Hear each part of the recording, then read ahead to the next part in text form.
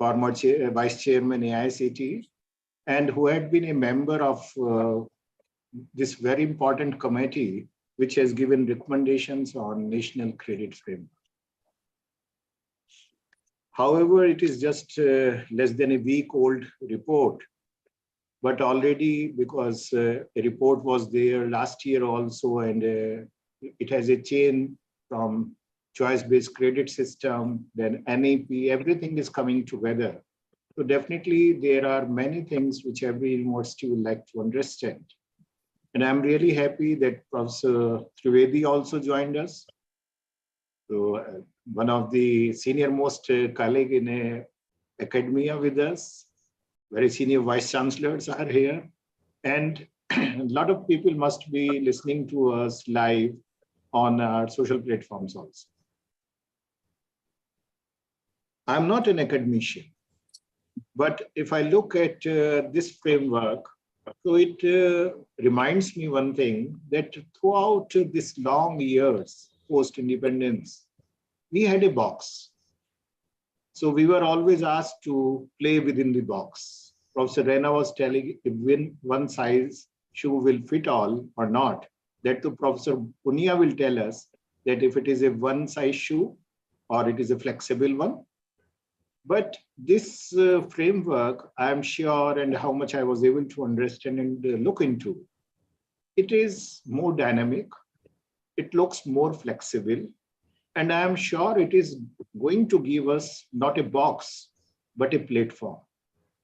A platform where we can play, a platform where we can bring the change, a platform which will be modulated the way every university has to as per their own vision and mission, and the needs, local needs, regional needs, and the national and international needs. So again, on behalf of Shobhit University, on my personal behalf, because it was really a very short notice, I am thankful to all of you, and I'm sure that today's discussion and deliberation will give everybody a reason to think about this framework and to get it implemented in very near future. Thank you very much. Thank you. And directly now, let me invite Professor Punia, because he told that he has to attend some other meeting later on. So Punia साहब, आपको पहले हम सब सुन लें, जान लें कि ये जो पूरी एक्सरसाइज आप लोगों ने की है, इस एक्सरसाइज में क्या क्या रहा, क्या क्या इसमें से निकल सकता है, और कैसे, मैं स्पेशली जैसे शोभित यूनिवर्सिटी को देखता हूँ, तो हमारी एक डीम्ड यूनिवर्सिटी है जो मेरठ में है, जिसे प्रोफेसर गर्ग चेयर करते हैं एज वाइस चांसलर। एक हमारी स्टेट यूनिवर्सिटी है यूपी में ही, जो गंगो एक कस्बा है, वहां पर है, जिसे प्रोफेसर रंजीत सिंह चेयर करते हैं एज वाइस चांसलर। तो डेफिनेटली जब दो यूनिवर्सिटी हैं, एक रिसर्च ओरिएंटेड है, एक छोटे से कस्बे में है, गांव वाली बैकग्राउंड में है, तो उस टाइम पे इस तरह के जो फ्रेमवर्क्स सामने आते हैं, उनकी उस फ्लेक्सिबिलिटी को जानना भी बहुत जरूरी है कि are they flexible enough which will fit in a deemed university which is research oriented, or in a university which is more catering towards the need of education of the rural youth. So over to you, Professor Punia, and thank you again everybody for joining us. Professor Punia.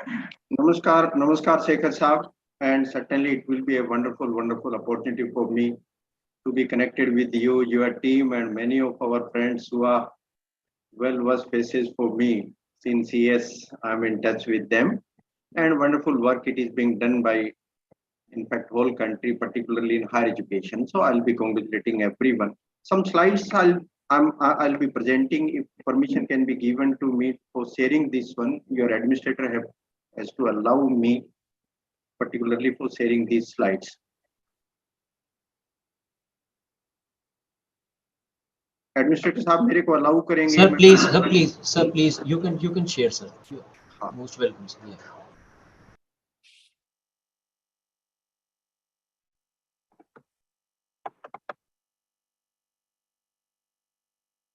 दिख रहा है, आने लग गया? हाँ जी।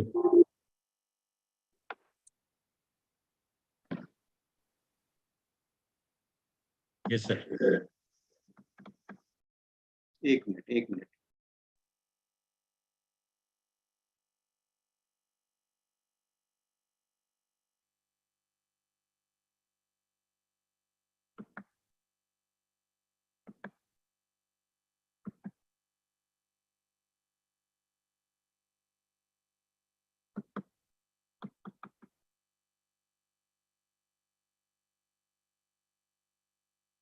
अब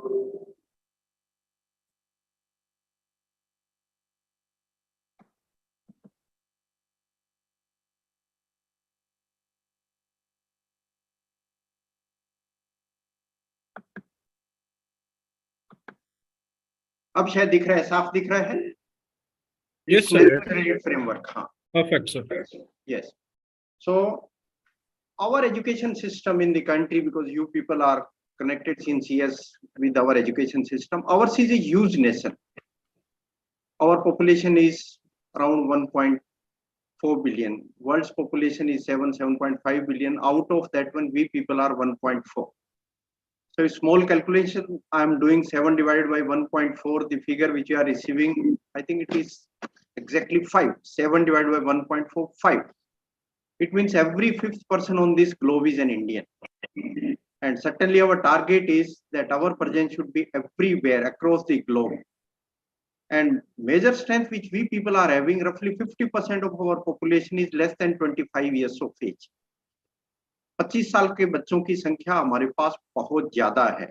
But they are just like human beings, only human beings. They may be having enormous energy with them, look wise they may be very strong, means physically they may be very strong, but they are not human resource. Human resource means who is contributing for the development of the nation, who are socially relevant, who are technically sound, who are professionally competent. So our target of education is basically this large population of young human beings, if they can be converted into useful human resource, which can significantly contribute for the development of the nation. So in fact, target is the youth should be groomed in such a way, the values, the sanskara, the traditions which we people are having, our core competencies, our team building abilities, our communication skills, all sort of attributes which one graduate has to have, that strength in graduates, it has to be built up so that across the globe they are able to move, and they should be able to prove that we people are something different. We Indians are something different.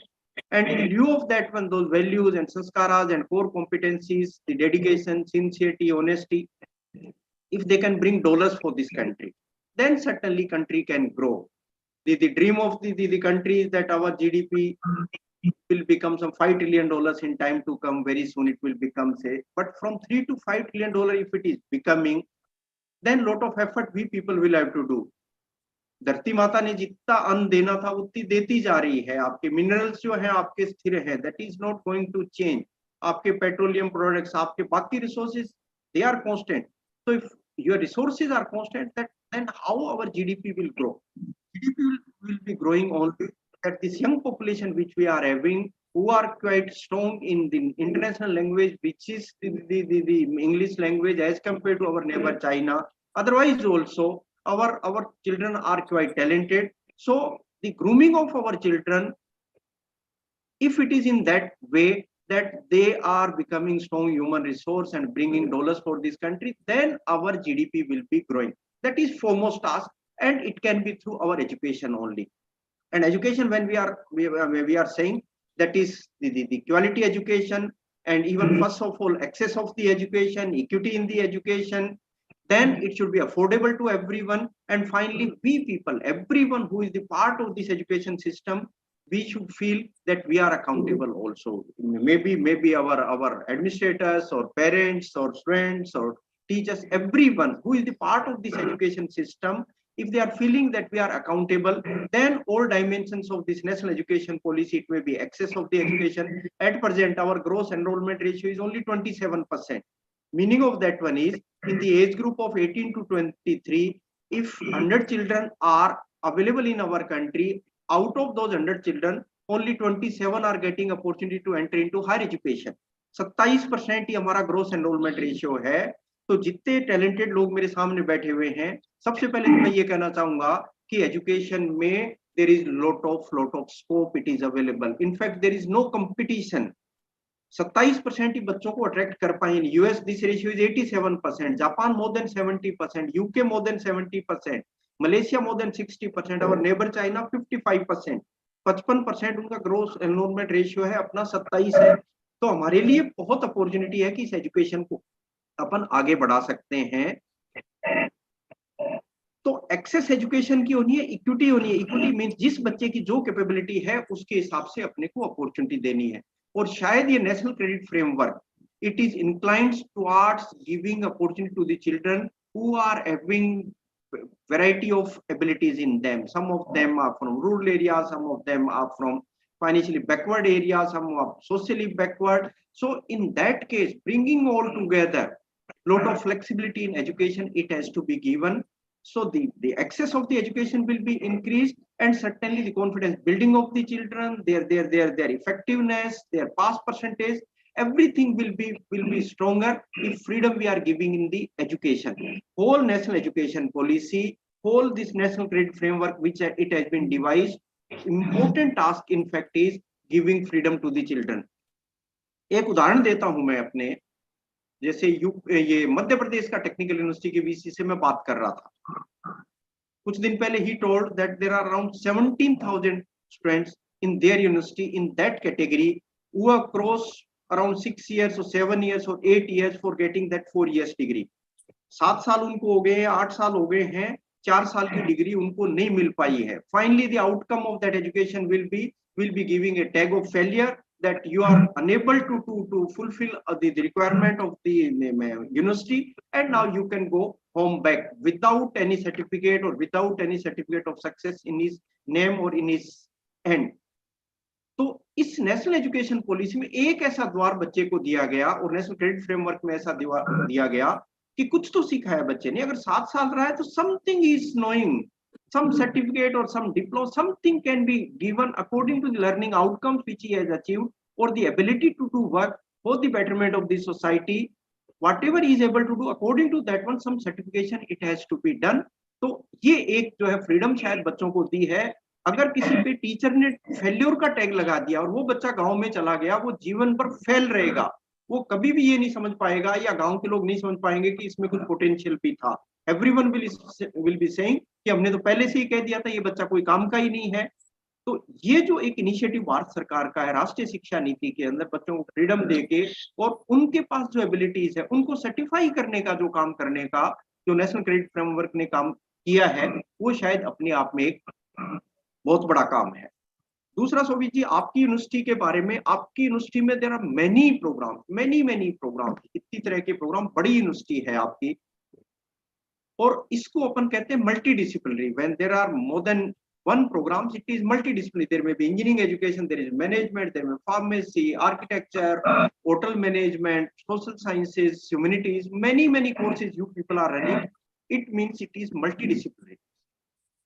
लेकिन अभी भी हमारी कमी ये है कि there are multidisciplines, but those multidisciplines are not interacting with each other. अलग-अलग department तो है, multidisciplinary तो है, लेकिन आपस में उनका संवाद नहीं हो रहा है. उदाहरण मैं देता हूं, जैसे मान लो एनवायरमेंटल इश्यू पे कोई मीटिंग हो रही हो, तो उसमें एक एनवायरमेंट का भी आदमी होगा, उसके अंदर कोई एनजीओ भी होगा, उसमें गवर्नमेंट भी होगी, उसके अंदर हो सकता है कुछ स्टेक होल्डर्स, कुछ फार्मर्स. ऐसे जब एनवायरमेंट की कोई बात होगी, there will be many people, even politicians भी होंगे उस मीटिंग में. पॉलिटिशियन उस मीटिंग में अपना पॉइंट ऑफ व्यू रखेगा कि भाई आज सोशली जो है सबसे बड़ा नुकसान हो रहा है कि सोसाइटी के अंदर बीमारियां फैल रही है, या उनका डेवलपमेंट ठीक से नहीं हो रहा है, या भूखमरी आ रही है. If that type of situation it is there, तो वो अपना पॉइंट ऑफ व्यू रखेगा. जो क्लाइमेटोलॉजिस्ट होगा वो क्लाइमेट की बात करेगा कि क्यों बढ़ रहा है उसके अंदर. जो फार्मर ये कहेगा कि मेरी खेती कम हो रही है, पानी जो है सूख रहा है, टाइम पे फसलें जो है वो नहीं रही है, सूख रही है. तो अलग अलग पॉइंट ऑफ व्यू वो रख रहे हैं. Issue is that the temperature of this environment, this earth is increasing, but for that purpose different stakeholders will be having different point of view, but they'll be stressing only their own point of view. They are not aligning their inputs for the solution of that whole problem. इस problem का समाधान अपन कैसे निकालें. तो राष्ट्रीय शिक्षा नीति के अंदर एक मल्टीडिसिप्लिनरी की बात कहेगी कि आपकी यूनिवर्सिटी या आपका एजुकेशन सिस्टम, चाहे स्किलिंग वाला पार्ट हो, चाहे जनरल एजुकेशन की पार्ट हो, चाहे ह्यूमन वैल्यूज की बात हो, ये मल्टीडिसिप्लिनरी हो. लेकिन ये जो फ्रेमवर्क बन के आ रहा है, it is not only multidisciplinary, it is not only department. In this case it is becoming interdisciplinary. there is a difference between multidisciplinary and interdisciplinary. Interdisciplinary means when two departments are interacting with each other, and the inputs of both the departments, the specialization of both the departments, if they are getting integrated, and with the help of that one, if we are getting some new thing due to that interdisciplinary activity, then there is advantage of this type of education. Simply if it is multidisciplinary, not much use, but interaction of the department, their ideas, their expertise, their views, if it is getting concretized, and then some useful outcome, if we are able to achieve, then there is advantage of that education. And finally, it is becoming transdisciplinary. जब सारे department मिलके एक university के betterment के लिए कोई काम करते हैं, ऐसा काम करते हैं जिसका इंपैक्ट सोसाइटी के बेटरमेंट के लिए दिखता हो, देन इट इज ट्रांसडिसिप्लिनरी। तो ये जो नेशनल क्रेडिट फ्रेमवर्क है सिर्फ मल्टीडिसिप्लिनरी की भी बात नहीं करता, ये इंटरडिसिप्लिनरी की बात करता है, जहां पे जुड़ रहे हैं अलग अलग स्किल्स के लोग जुड़ रहे हैं, and that type of situation it is getting created through this one. आज जो बच्चे हमारे पढ़ रहे हैं, करीब करीब हायर एजुकेशन में there are 400 million children are studying, 400 million नहीं, आपके 4 करोड़ बच्चे पढ़ रहे हैं, यानी 40 मिलियन स्टूडेंट्स आपके हायर एजुकेशन में पढ़ रहे हैं। The biggest challenge with our this education system is the acceptance of our graduates. When graduates are coming out from our universities after 4 years of education or 3 years of education, when they are appearing for the acceptance to the industries or to research organization or for our studies, what those people are saying, that they are saying, first thing they are saying, your fundamentals are weak, basics are weak. Second one, they are saying the curriculum which you people had in university, that curriculum is outdated. Industry भी कह रही है कि what I need according to that, your education or your learning, it has not happened in your university. आपने जो सीखा है university के अंदर वो मेरे काम का नहीं है, ये हमें इंडस्ट्री बार बार कहती है। पहले फंडामेंटल्स की बात करती है, फिर करिकुलम की बात करती है, डिलीवरी की बात करती है, assessment also they are saying that assessment also it is not our expectation. They are saying in examination you are giving 8 questions, out of 8 questions 5 your students will have to attempt, and out of 5 2 it is getting cleared by the students. We are saying that CGPA is 6.5 like this one. Industries are saying that your assessment system where 8 questions are there, all the answers of all the questions are known, but in the industry, in the ground, when students are coming for the betterment of human being, then the challenges which are there, the problems which are there, all problems are unknown. आप unknown problems का solution बच्चों को करना नहीं सिखा रहे हैं, ये बात भी इंडस्ट्री हमें बार बार कह रही है। साथ में वो ये कह रही है कि बच्चे हाथ से काम करना नहीं जानते, प्रैक्टिकल स्किल्स की भी बात कर रहे हैं। Theoretically they may be quite sound, but practically students are weak. Another thing which they are saying, that only academic skills, that where remembering is important. In 8 questions, 5 questions they are remembering, some 2 questions they are replying. So remembering part they are saying you people are strengthening, but actually the problem solving abilities, high order thinking skills of these students, they are saying weaker. They are unable to take decisions, they are not problem solvers, their critical thinking, in those areas industries are saying students are weak. Even we have done one study with the help of Stanford University before coming this national education policy. Stanford University team have gone into many of our schools, particularly 11th, 12th classes they have gone, and they have tested 2 abilities of the students. One is academic skills part, that is remembering abilities of the students. Another one, high order thinking skills, that how they are solving the problems, how they are giving new ideas, how they are creating the new environment of the learning, new things, how they are creating. And they have tested our children with Russian and Chinese students also, particularly in academic skills and high order thinking skills.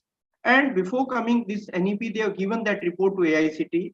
According to their report, our Indian children are comparable to Russian students, means our students in the same age group, school going students 11th, 12th, they compared with Russian students also and Chinese students also. So they said in remembering part, Indian children are comparable to Russians, but they are inferior to Chinese students. Even in remembering part, they are saying they are inferior to Chinese. When we try to find out that what is the reason, Russian children are lethargic as compared to Indian as far as the time which they are spending on this remembering part in academic skills. But still they are saying they are comparable to Indian students. When we try to find out what is the reason, one reason which we could identify, that Russian children are doing mugging in Russian language, the Chinese students are doing their mugging in Chinese language, But in our Indian education system, the language of children is different and the language of education is different. At the age group of 3 years, when in nursery classes, when children are entering, they are having around 3,000 words with them with the mother tongue,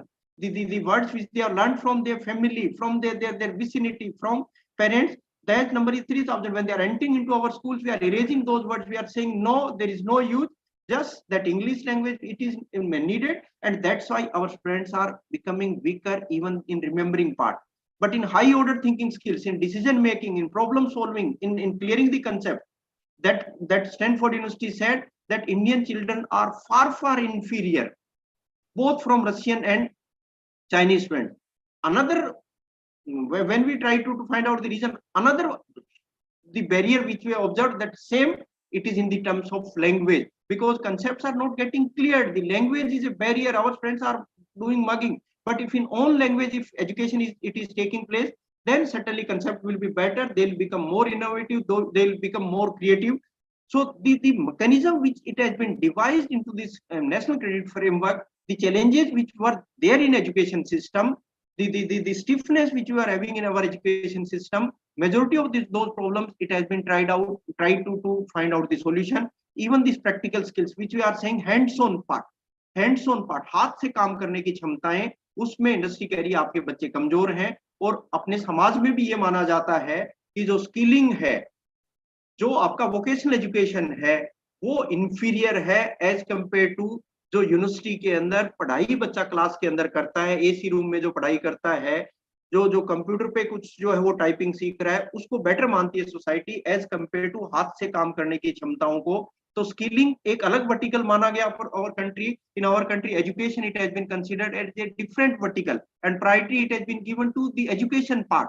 but सिर्फ education से काम नहीं चलेगा. Any education without any action, there is no use. Education with action, it is required. Action, when I'm saying, it is hands-on part, it is skilling part. When I'm saying education, it is minds-on part. And integration of this minds-on part and hands-on part with attitude, with hearts-on part, that's a complete education. So emotions को हाथ से काम करने की क्षमताएं, दिमाग से सोचने की क्षमताएं, वो आपकी पूरी एजुकेशन है. और शायद इसी तरह का पैटर्न जो है इसके अंदर नेशनल क्रेडिट फ्रेमवर्क के अंदर बनाया गया.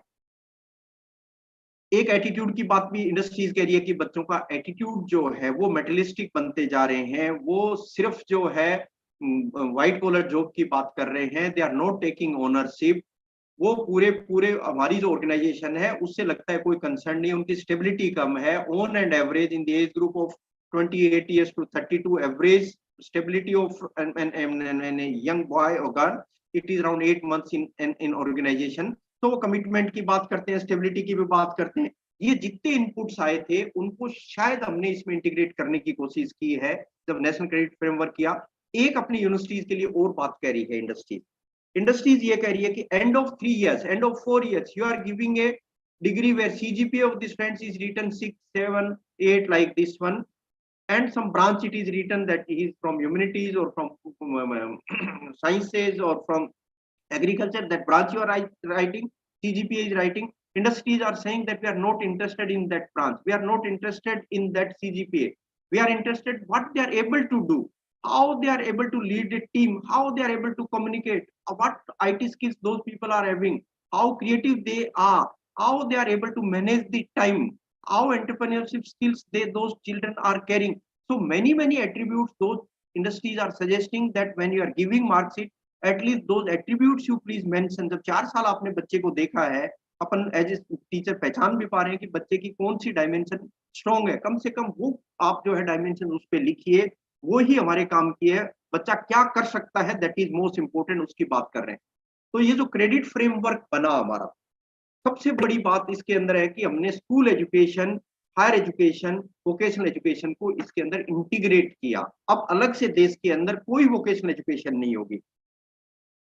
आपकी जो भी होगी, जो जनरल एजुकेशन क्लास में दे रहे हैं, कुछ वो इंडस्ट्री में सीख रहा है या लेबोरेटरी में सीख रहा है या ऑन दी जॉब कहीं ट्रेनिंग ले रहा है, या कुछ स्किल वो जो है अपने हिसाब से अचीव कर रहा है कहीं पे, that will be having credit, that will be having weightage, and that will be part of that education. ये इनबिल्ट कर दिया है, स्किल को उसके अंदर इनबिल्ट कर दिया है. एक पहला बड़ा काम इसके अंदर ये किया गया है. दूसरा क्रेडिट को भी रीडिफाइन कर दिया है। क्रेडिट का मतलब अब ये कहा गया है, ये माना गया कि करीब करीब बच्चा 1 साल के अंदर, 1 साल वो यूनिवर्सिटी में पढ़ता है या कॉलेज में पढ़ता है, इवन स्कूल में पढ़ता है, ये माना गया कि करीब करीब वो 1200 घंटे की लर्निंग उसके अंदर करता है 1 साल के अंदर, may be inside the class, outside the class, in the hostels, with his teammates, library में बैठ के जो भी वो लर्निंग कर रहा है, it has been assumed it is for 1200 hours and in a year limit of 40 credits it has been put here, कि 1 साल में एक बच्चा जो है 40 क्रेडिट अर्न कर सकता है 1200 घंटे की लर्निंग के हिसाब से, 1200 घंटे की पढ़ाई के हिसाब से। So when I am doing calculation 1200 divided by 40, इसका मतलब एक क्रेडिट अर्न करने के लिए वो 30 घंटे की लर्निंग कर रहा है। 30 घंटे की लर्निंग आपकी किसी भी तरह की हो सकती है, जो उसके कॉन्फिडेंस को बढ़ाती है, जिस रास्ते में आगे जा रहा है। And that is also interdisciplinary activities, not only multidisciplinary, interdisciplinary activities वो सीख रहा है। कहीं पे 30 घंटे म्यूजिक सीखने के लिए भी उसने लगाया है, कहीं पे जो है 30 घंटे उसने अपने आप को ठीक से कम्युनिकेट करने के लिए तैयार किया है। That is also it is getting converted into credit.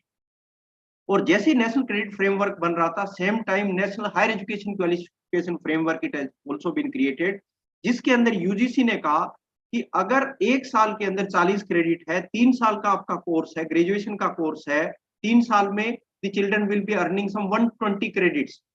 उन्होंने कहा कि 120 क्रेडिट में से मिनिमम 60 क्रेडिट आप जो उसका कोर एरिया है जिसमें पढ़ाई कर रहा है उसके अंदर दे दीजिए आप।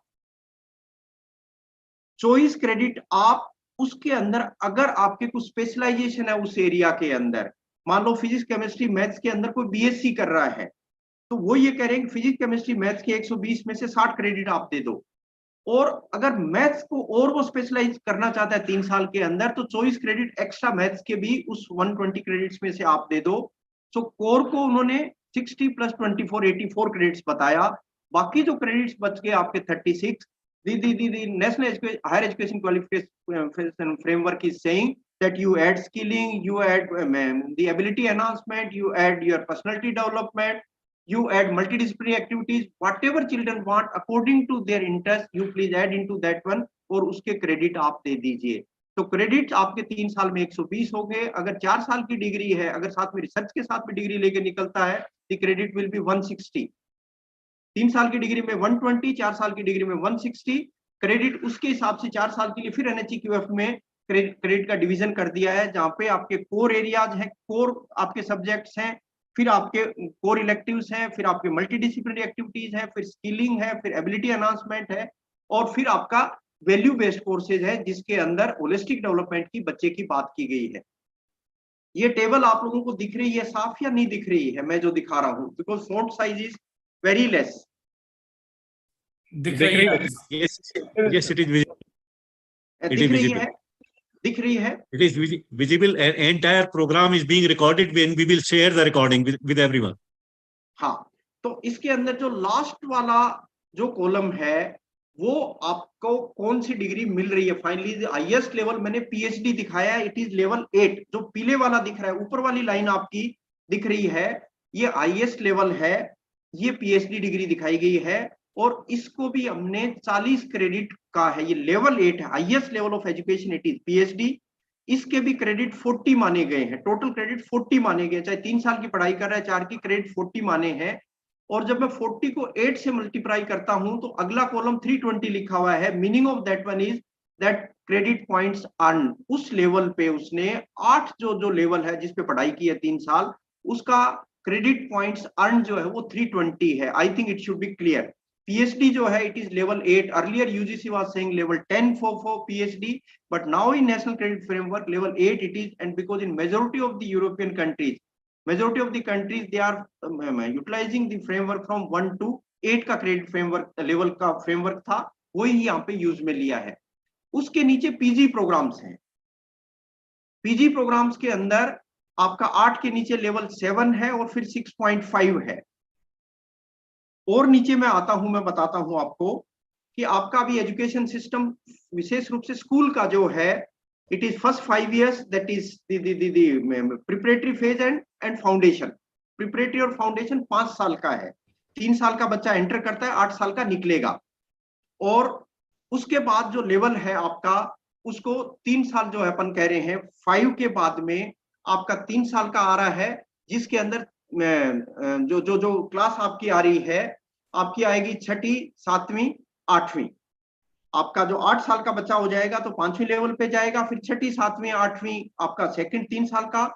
देन उसके बाद आपका लेवल आपका जो है 9, 10, 11, 12 4 साल का है। तो 5 + 3 + 3 + 4 जो 5 साल की पहली एजुकेशन, फिर आपकी प्राइमरी, फिर आपकी मिडिल और फिर आपकी सेकेंडरी, इस तरह की एजुकेशन अपने की है। 5 साल, 3 साल, 3 साल, 4 साल। अब 5 साल के लेवल की एजुकेशन है, उसको भी अपन ने क्रेडिट में, उसको भी ये माना गया है कि अगर आपको दिख रहा हो 5 साल के सीट के अंदर जो बच्चा फाउंडेशन करके निकलेगा, तो उसको भी अपन ने यहाँ पे रेड से ये आपके जो है लेवल्स दिए गए हैं, और लेवल के साथ में क्रेडिट भी दिए गए हैं। आपका जो पहले 3 साल जो प्री स्कूल कर रहा है, 3 साल का बच्चा आके जो है, तो उसको 0.1 एक क्रेडिट मिला। 3 साल के अंदर उसको 8.1 क्रेडिट, उसके जो क्रेडिट पॉइंट्स उसके पास में होंगे। ऐसे वो बढ़ता जा रहा है, बढ़ते बढ़ते जो क्लास 5 में आ रहा है तो लेवल 1 हो रहा है उसका। उसके बाद आते आते क्लास 8 आता है तो लेवल 2 है उसका। Class 10th is level 3, class 12th is level 4। तो सारी जो पढ़ाई है आपकी, आपका लेवल नीचे से लेके स्कूल से लेके पीएचडी लेवल तक अपन ने 0 से 8 तक डिवाइड कर दिया है, जिसमें 12th is level 4, 10th is level 3, 8th is level 2। अब हमारे एजुकेशन सिस्टम में अभी क्या हो रहा था कि 8वीं के बाद बच्चा भी पर्टिकुलरली टेक्निकल एजुकेशन के अंदर after 8th they used to go for ITI also, 2 years की आईटीआई करता था। And their hands on part, majority of the work was hands on part, skilling part था। और इसी तरह से 10वीं के बाद भी 2 साल की आईटीआई का प्रोविजन था, 10वीं के बाद 3 साल का पॉलिटेक्निक का प्रोविजन था। ये सारे प्रोविजन थे, और पर्टिकुलरली वो हैंड्स ऑन पार्ट स्ट्रेंथन करने के लिए है। Now the integration of this one, it has been done. 8वीं के बाद अगर 2 साल वो आईटीआई करता है, और वापिस अगर वो यहाँ पे आके 8 के बाद 2 साल अगर ऐड हो गए तो 10th के बराबर वो हो जाएगा। उसको एनआईओएस से कुछ उसको ब्रिज कोर्सेज देने होंगे, 10th का सर्टिफिकेट मिल जाएगा। 10th के बाद 2 साल की फिर अगर वो आईटीआई करता है तो फिर उसको 12th की इक्विवेलेंट सर्टिफिकेट मिल जाएगा। अदरवाइज जो स्किलिंग को हम स्कूल एजुकेशन के बराबर नहीं मान रहे थे। तो हर लेवल अब आपका 10वीं के बाद हर लेवल हर साल जो 0.5 0.5 0.5 बढ़ रहा है। 12th करने के बाद अगर बच्चा बीएससी में एडमिशन लेता है या बीए में एडमिशन लेता है, अगर उसने 1 साल की पढ़ाई की और 1 साल की पढ़ाई करने के बाद उसको लगता है कि there is a need to help my family, I want to go out from the education and earning of the family I let to strengthen, उसको हमें भेजना है। 1 साल में जो क्रेडिट मिलेंगे उसको 40 मिलेंगे। 10वीं 12वीं के बाद 1 साल की अगर पढ़ाई कर ली उसने कॉलेज में, 1 साल के अंदर उसको 40 क्रेडिट, ये अगला चौथा कॉलम जो दिख रहा है अपने को 40 क्रेडिट का दिख रहा है, क्योंकि लेवल ये 40 क्रेडिट का दिख रहा है और लेवल उसका 4 था, 12th का लेवल 4 था। तो उसका 12th के ऊपर उसका जो है क्रेडिट पॉइंट उसके पास अर्न जो है 160 है। 1 साल करने के बाद लेवल 4.5 हुआ, 40 क्रेडिट्स है, क्रेडिट पॉइंट अर्न उसके 180 हो गए हैं। And will be giving a certificate, UG certificate. लेकिन यूजी सर्टिफिकेट देते टाइम असेसमेंट करेंगे, कभी भी क्रेडिट बिना असेसमेंट के नहीं मिलेंगे। असेसमेंट ये कि उसके learning outcomes of 1 year study की लर्निंग आउटकम, क्या उसके पेट भरने जैसे साधन उसको देते हैं क्या। जनरली हम फर्स्ट ईयर के अंदर कुछ जनरल सब्जेक्ट पढ़ाते हैं और हो सकता है ऐसी कोई स्किल उसके हाथ में नहीं हो, तो हो सकता है इंडस्ट्री उसको एक्सेप्ट भी नहीं करे जॉब के लिए। तो अपने को करिकुलम भी रिवाइज करना है, करिकुलम इस तरह से रिवाइज करना है कि इवन फर्स्ट ईयर के बाद एग्जिट हो तो कुछ उसके हाथ में हुनर हो जिससे उसकी एक्सेप्टेंस हो। अगर बच्चा कह रहा है मैं कंटिन्यू करूंगा, 12वीं के बाद दूसरे साल भी पढ़ाई करूंगा, तो उसका लेवल 5 हो जाएगा, फिर क्रेडिट 40 अर्न करेगा, 40 मल्टीप्लाइड बाय 5, अब आप उसका क्रेडिट पॉइंट अर्न जो है 200 हो जाएंगे। वो 5 के बाद भी अगर एग्जिट होना चाहे, and will be assessing him according to the learning outcome, will be giving him undergraduate diploma. अगर अगले साल वो निकलता है तो अंडर ग्रेजुएट की डिग्री देंगे। अगर वो बीटेक कर रहा है तो 4 साल बाद हम जो है बीटेक की डिग्री देंगे। बीटेक अभी भी 4 साल की है, बीए अभी भी 3 साल की है, पर रिसर्च अगर साथ में जोड़ता है, बीए विद ऑनर्स कर रहा है तो उसकी भी 4 साल की है, और उसका लेवल जो है 6 लेवल पे पहुंच जाएगा, चौथे साल में 6 है। आपका अगर 4 साल का उसने ग्रेजुएशन किया तो पीजी उसका 1 साल का, ये 6.5 पे उसको पीजी मिलेगा। लेकिन अगर इंजीनियरिंग किया है उसने, बीटेक किया है, तो उसका एमटेक 2 साल का, लेवल 7 पे वो एग्जिट होगा। तो ये एंट्री एंड एग्जिट, वो कभी भी कहीं से एग्जिट हो सकता है, एंटर हो सकता है। अपन असेसमेंट करेंगे, उसको क्रेडिट देंगे, क्रेडिट उसके खाते में एकेडमिक बैंक ऑफ क्रेडिट में जाएंगे, and those credits will be entertain जब वो उसको जो है अपन सर्टिफिकेट डिग्री देंगे। लेकिन क्रेडिट्स इस बैंड के बीच में ही इंटरटेन होंगे। ये जो रेड लाइंस आपको दिख रही है, रेड लाइंस दिख रही है, मान लो 11वीं 12वीं का एक बैंड है, तो इस टाइम जो उसने क्रेडिट 40 अर्न किया, तो ये 80 क्रेडिट्स ही यहाँ पे काम में ले सकता है। ये आगे यूजी डिग्री के लिए काम में नहीं लेगा। या आपका जो 9वीं 10वीं में उसने क्रेडिट 80 अर्न किए हैं, तो वो 11वीं 12वीं क्रेडिट उसके काम नहीं आएंगे, वो क्रेडिट उसी बैंड के अंदर ही काम आएंगे। ये अपने को इसके अंदर देखने की बात है कि ये सारा सिस्टम इसके आसपास है।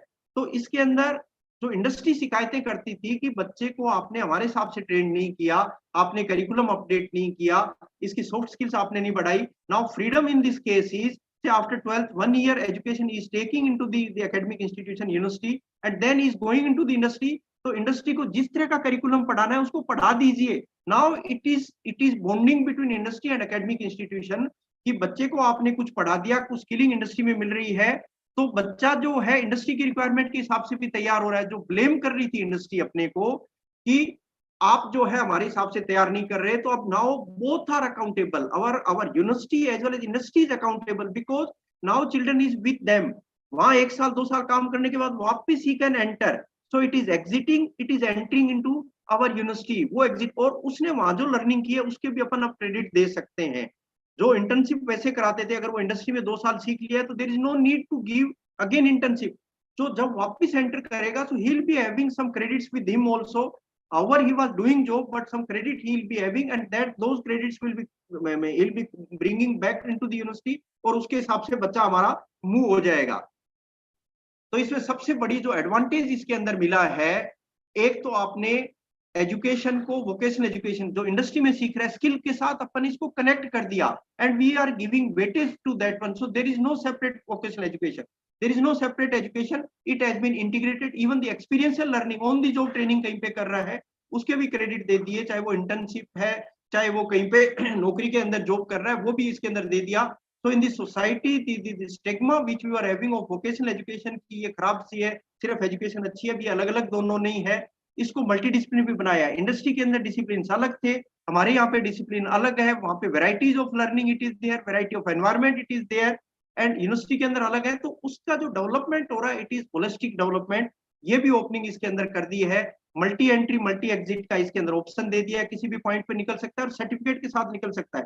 Even when you will B advertising, Shobhit university is advertising into the market, you will be saying we are implementing NEP, and even if when student will be graduating after 3 years, he will be having 2 certificate and 1 degree with him. After first year you can give him undergraduate certificate, even he is not exiting, you can give that certificate, और हो सकता है certificate में 70% marks इसने score किए हुए।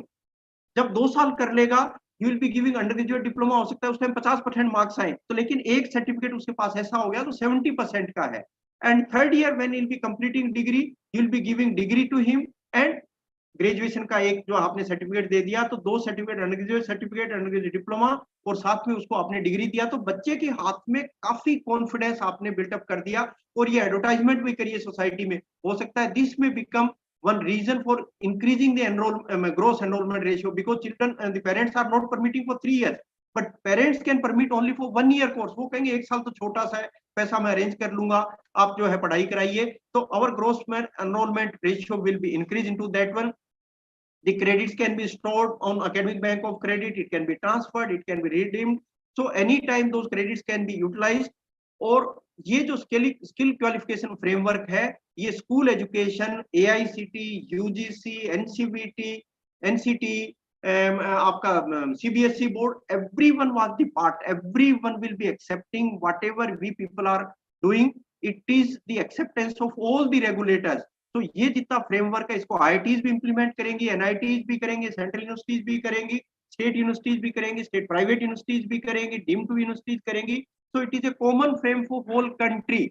अगर उसने लेवल कहीं पे 5 अगर किया हुआ है तो लेवल 5 सब जगह का आपका बराबर है उसके इसके अंदर। ये ब्यूटी इस कोर्स की होगी। इंजीनियरिंग कोर्सेज के साथ में अगर थोड़ा सा इसको जोड़ना चाहूँ, थोड़ा सा देखना चाहूँ, जो टेक्निकल कोर्सेज है, आपका क्लास 8 के बाद 9th में जाता है तो लेवल 2.5 अचीव करता है, उसके साथ 1 साल की उसने ITI भी कर ली है।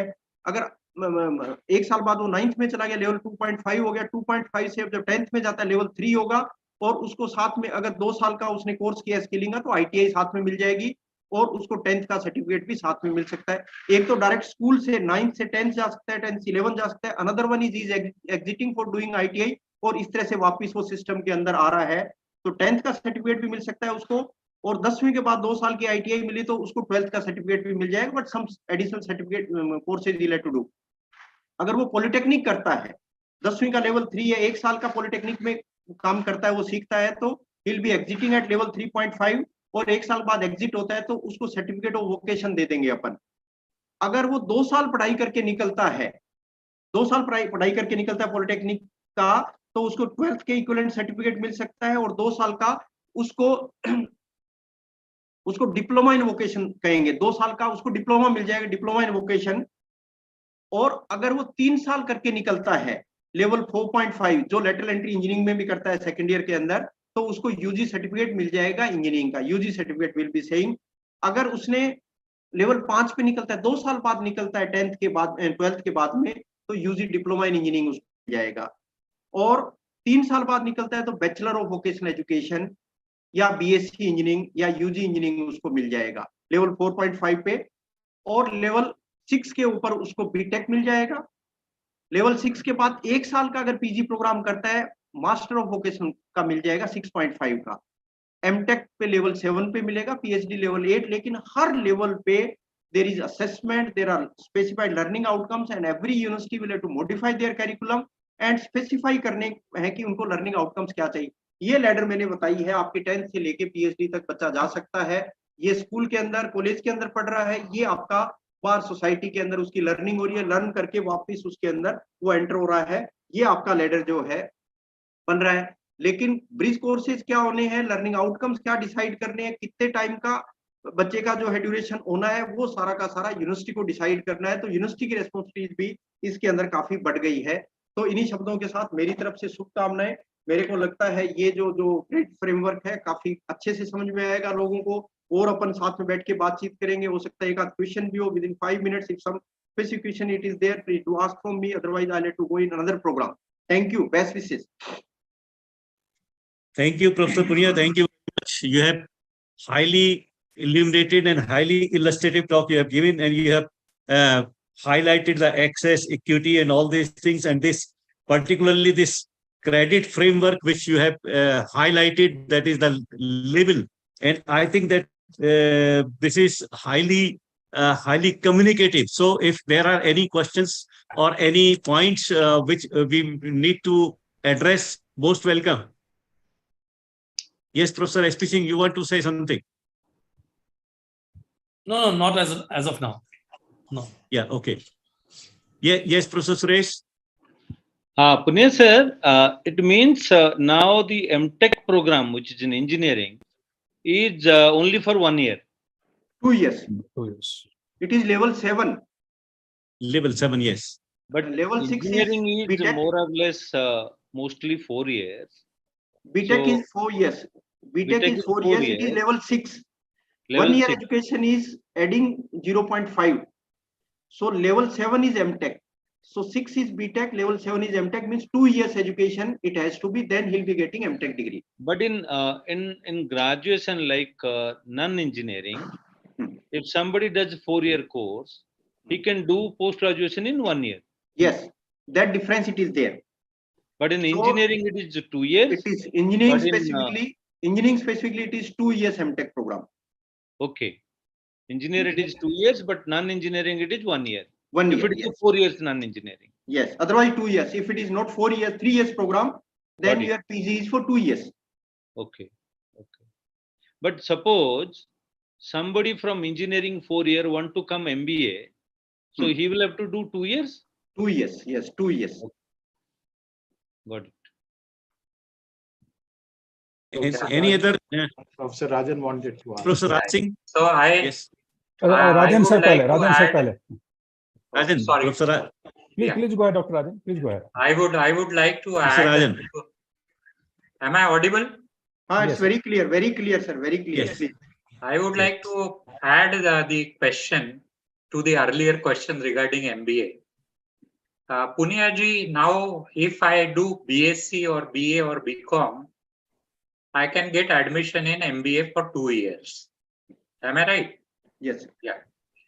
Now suppose you are giving exit to me in BTech after 3 years. Okay. Now suppose I get the exit after 3 years in BTech. Can I join MBA? For 2 years. 2 years. For 2 years. For 2 years, yes. True, sir. You can join. Actually, PIVO is not equivalent to BTech. It is level 5.5. It is level 5.5, but equal to BSc engineering. It is graduation degree. So he is also eligible for MBA program. Lot of discussions were there. In fact, when we were devising this one, so ambiguity was there because after BTech 2 years he is spending, even after BVOC he is spending 2 years. Lot of discussions were there, but committee was of this opinion that whatever the level of his education in engineering, it is 2 years that management skills he had to have. Then I think his complete education for handling the ground floor people that will be required. In fact, that sort of thinking was there. And therefore, my request is, because I have seen in best of the best management institution, nearly 60 to 70% students are from engineering background. And therefore, this should be clarified profoundly in the document, which we don't see, so that we don't keep any ambiguity. True, sir. True. For the students. That is my request. Very true. Very true. मेरा पुनिया साहब एक पता Yes, नहीं sir. Yes, Two, three, okay, two, three small clarifications, Punya sir. One, that irrespective whether you go through engineering or others, PhD will be level 8 and 320 credit points. That's clear. Second is, I remember when you exit after 1 year or 2 years in the earlier version, internship was prescribed. Now that requirement has been removed. It is basically bridge courses. It is not internship. It is bridge courses. It is there. Bridge courses. For skill learning courses outcomes, there. I'm saying. Learning outcomes, I'm saying. Okay. UGC document, if you are going through the NHEQF document, Yes, they sir. are saying 8 to 10 credits additionally you'll have to do for that skilling part, hands-on part. Or the notional hours have taken care of this, notional Yes. 30 hours. Yes. Yes. And so the other point is, you clarified that outcomes and everything will be defined by the university. One thing still remains quite vague is that equivalence of experience-based learning, who will decide and when it will be decided? It says statutory authorities or the autonomous institutions will decide. The you people will decide. Every power is now with university. Okay. No? Because Okay. final target is achieving those learning outcomes. Right? Yes. You are the best judge in that. Okay. That experiential learning is also leading to achieving those learning outcomes. Right. Sir. Thank you. Yeah. I'm Yes, sorry. sir. Sir, Rena. मेरा sir Punia साहब एक simple सा question था कि ये जो multiple entry multiple exit हम बात कर रहे हैं, the way the programs are structured by universities, first year or first semester will cover this, second semester will cover, so they have the credits, they have the courses defined. Now we have provided for multiple entry and exit options. The intent is, if a person is not able to complete 3 years or 4 years of program, at whatever point in time he wants to take an exit, Yes. is he equipped with the requisite skills so that he can be absorbed, he can be employed? Not that first semester course he has completed or 6 months he has spent and he becomes eligible for an advanced certificate or a diploma after a year. So how the structuring and sequencing of various courses will be accommodated in the credit framework? That's my simple question. देखो, दो चीजें हैं sir. एक credit framework है, एक national higher education qualification framework है, जहाँ पे अपन कोर्सेज, उसकी स्किल, उसका जो लर्निंग जो होनी चाहिए वो डिसाइड कर रहे हैं. अपने को अपना जो लेडर था, जो कन्वेंशनल हमारी टीचिंग थी, वो लेडर अपने को ब्रेक करना पड़ेगा. कई जगह टूटेगी भी नहीं ब्रेक, होगी भी नहीं break.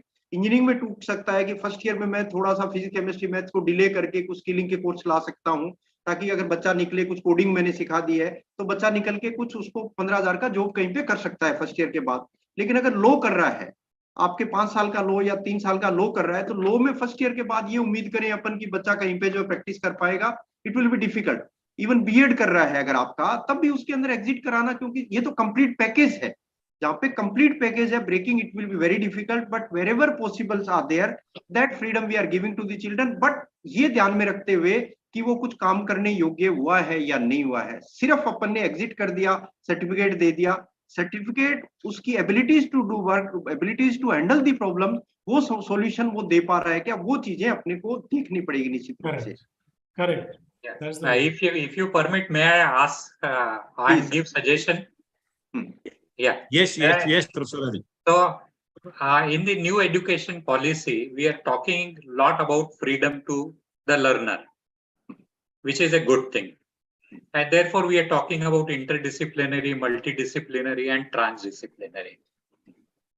Now, I have some examples, and on the basis of those examples, I'm not giving example, but as an educationist and as an academics, spent almost 42 years, there are three kinds of students we get. One is a slow learner, second is average learner, and the third is the advanced learner. And we are talking since several years in the across the world. Now, are we really talking about freedom of speed? I wrote one article on this. Freedom of speed to be given to the learner. For example, I am doing from a online learning any degree program. Now I am intelligent, I am advanced learner, and therefore will I be allowed to learn a degree program in 1 year? Are we going to allow this speed, freedom of the speed, to an advanced learner? And this is very much possible in online learning. And Yes, so are we Professor, going to this allow was the this question freedom from of many speed? people. Huh? I think that this question need to be addressed in depth, because many people, they also ask the same thing. They are having the question on the by dashboards. The similar question what has been raised by Professor Rajan.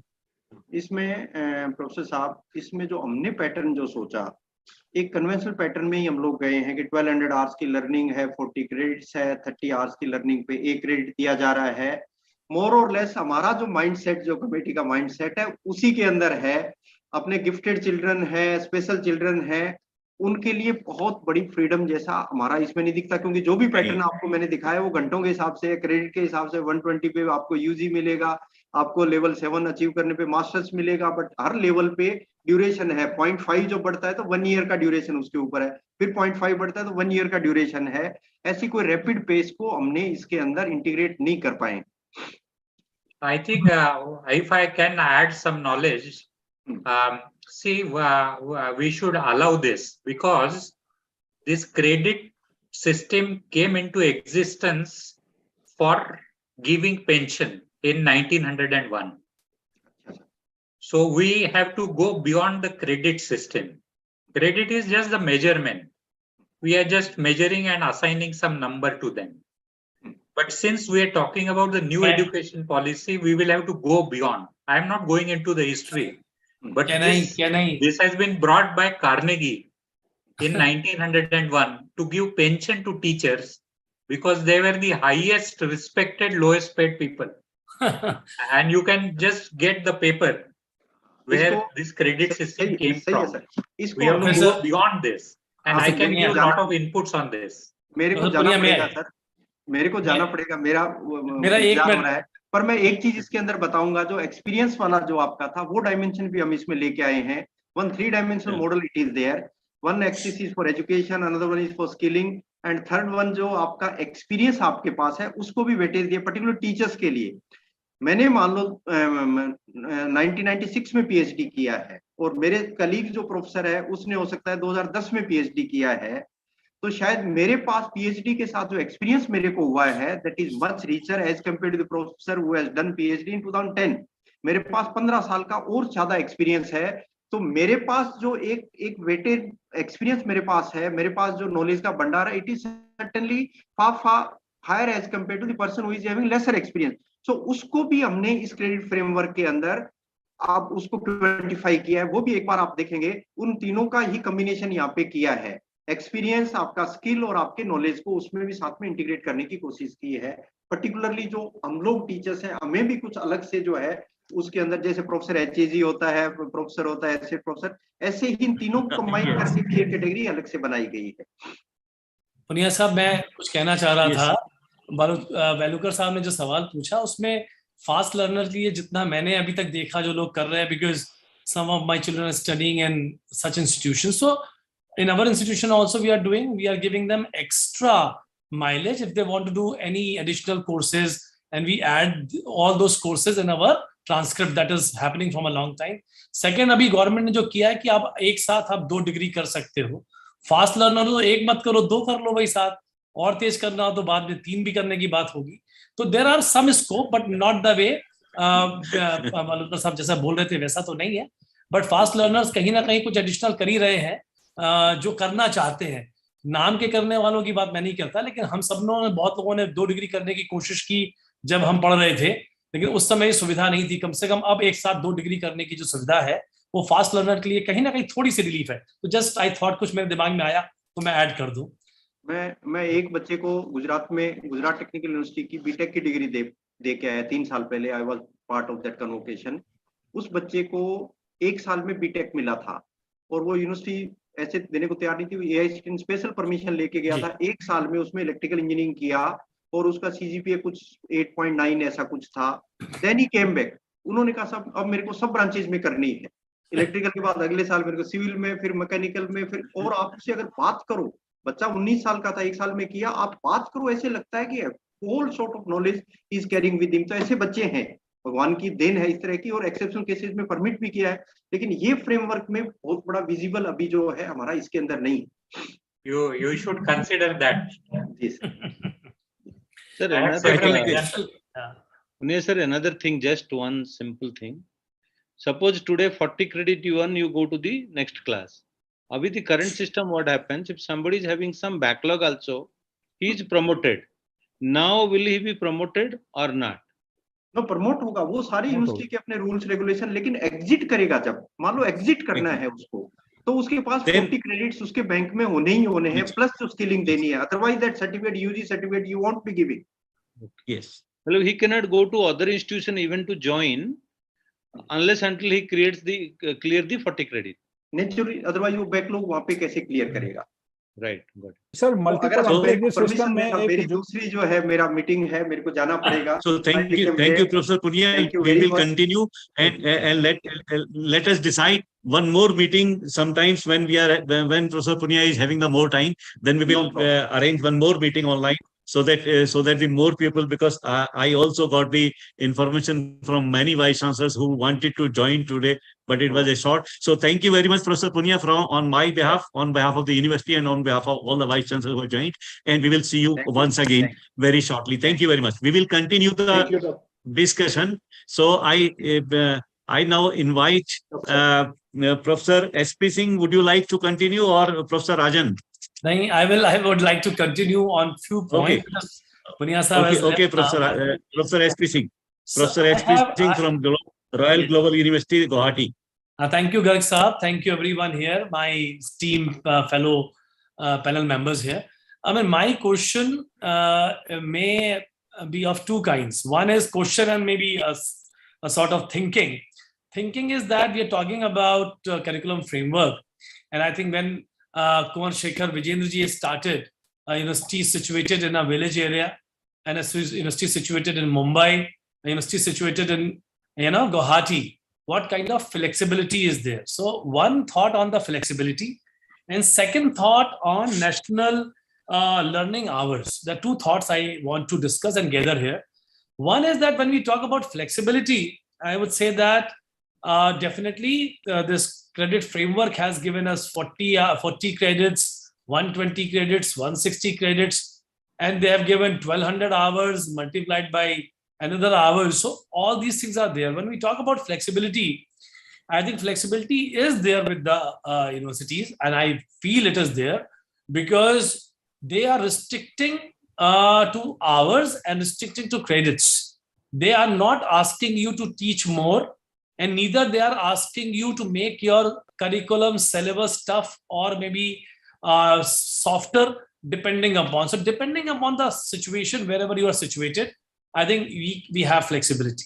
Number 2 point is about, which is very, very critical, I would say, for explanation of everybody, because we are talking too much about education, quality of education, not acceptability of our students in the industry.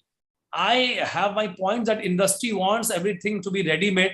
Is industry coming to the campus, which is very, very unfortunate that universities are not coming to the campus to train the students, and they want ready-made material. I don't know from where.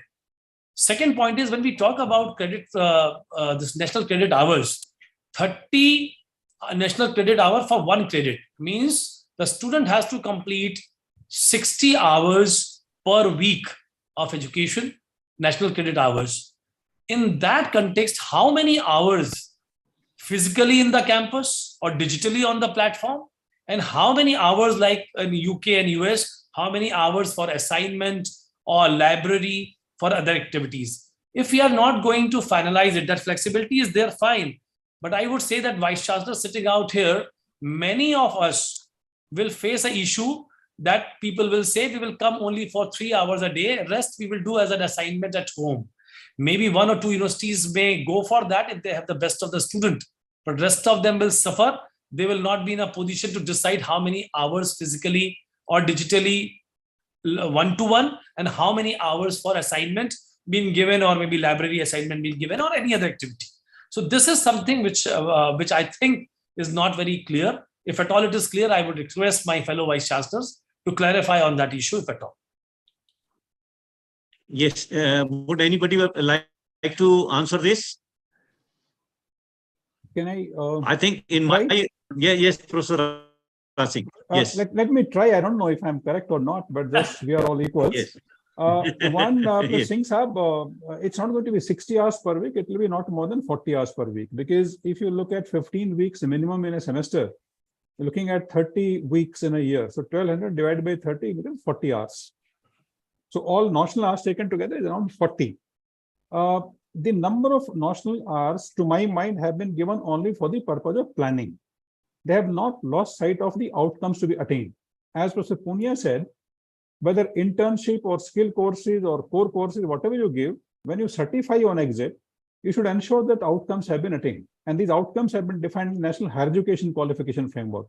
So for example, first year, we have to give some skill courses, which was not mandatory earlier. So some kind of rejig in the curriculum will have to be done. But yes, each level will be considered for attaining the outcomes, not semester-wise. So for example, the first year, both the semesters will be considered. You have some leeway in terms of postponing or preponing of the courses and have some skill courses. The third point in this is that the national hours will give you an opportunity. The spirit of NEP, to my mind, seems to be to shift learning more outside the classroom, which we were reluctant to do earlier. See, earlier when we are only the contact hours, you would agree with me, there are institutions who are teaching students 40 hours in the classroom. Now that is something unreasonable. So I think this, if you look at simple LTP structure, the intention is that you shift more towards P, project and practical kind of skills. So that spirit has to be understood, but then overall context outcomes to be attained will control our planning. This leeway which you mentioned, that only 3 hours you come and then do it, will not really work because you won't be able to achieve the outcomes. So I think it's self-discipline also is to be seen in this case. Right. Yeah, yes, Professor Rasing, what I understand that they have given this 1200 hours per year. And they say that in 1200 hours, we have to earn 40 credits. And if we divide then the 30 credits, 30 hours. But if we see then the 30 hour is equivalent to 1 credit.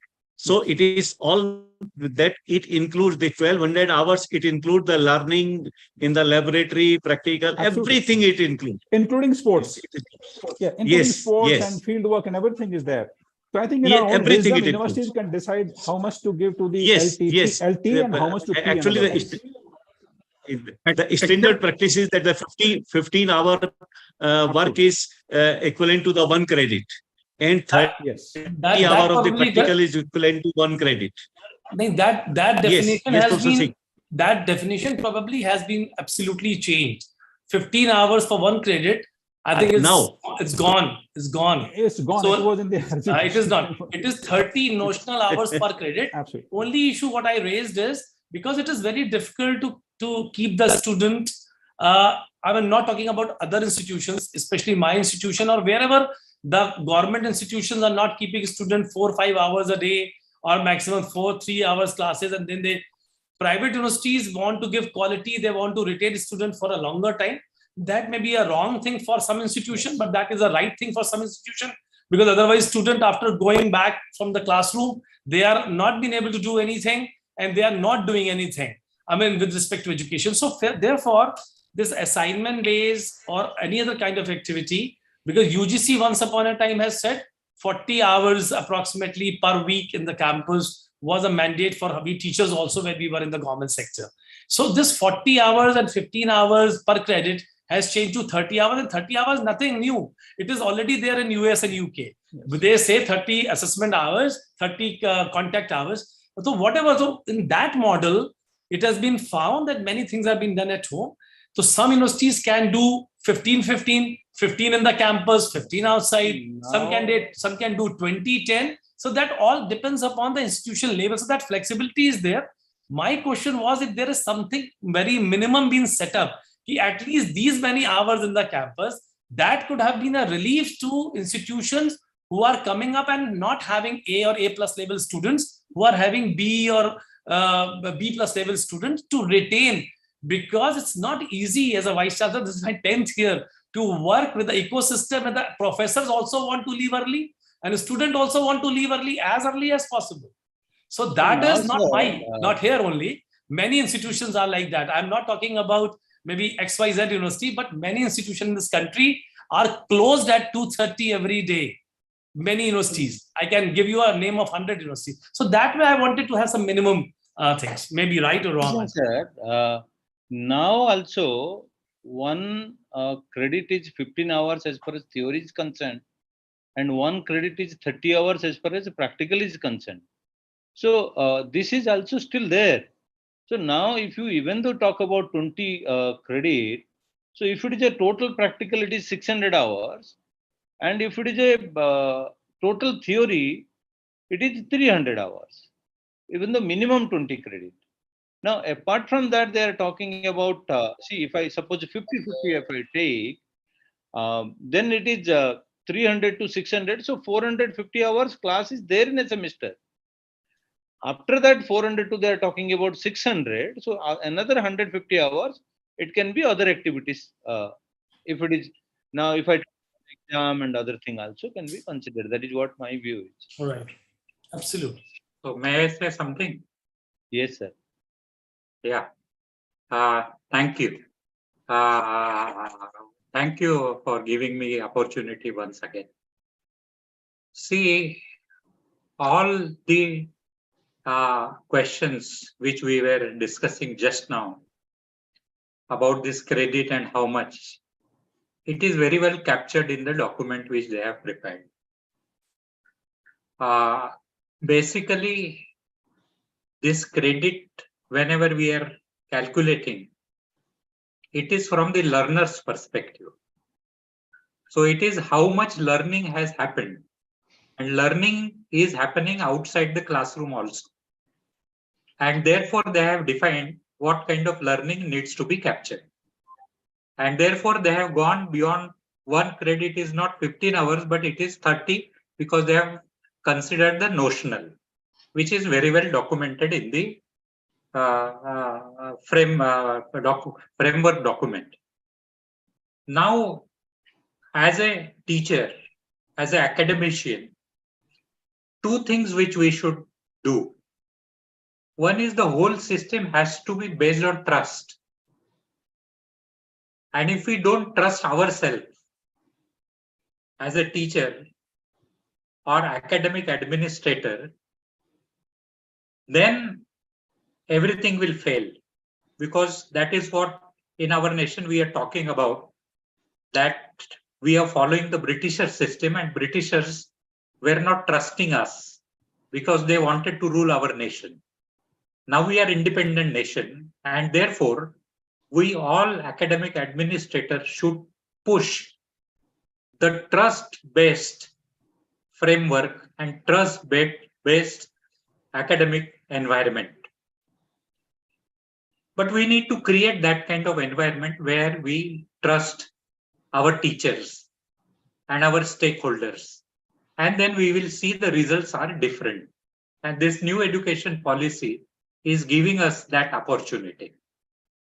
Number one. Number two, the most important thing which I always is talking since the year 2000 at various forums, since I became the Vice Chancellor, is micro level management has to be given to the academic institutions and not by the regulators. I smell through everyday circulars that you do this, you do that, you do that. That micro level management and governance, we academic administrators should not allow.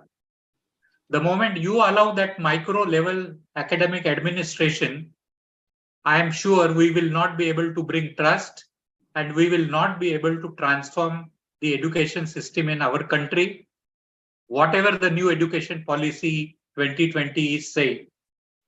And therefore, these are the two things. And therefore, when we talk of framework, we need to understand what is the definition of the framework. The definition of the framework is nothing but a system of rules that are used to govern a process of decisions. They help ensure that the output of decisions or processes is consistent. The word consistent is very, very essential. Or processes of a high standard and aligned with the organization's principles, values, and goals. And every university's goals and principles are different because we have different areas, tribal area, rural area, urban area, metro area, and everything. And therefore, that micro level management is not going to help us. And therefore, I think as the academic administrator, we should think of that. Third thing which I would like to mention here is, we all are the products of the earlier education system. And I think we are doing well, not bad. And therefore, we are here and giving several suggestions. And therefore, we should believe in all the education systems we have gone through it. And therefore, if you remember, whenever we were studying, we were not really talking about industry, but our generation and the millennial generation also have transformed this nation. Look at the IT sector. They have transformed the nation.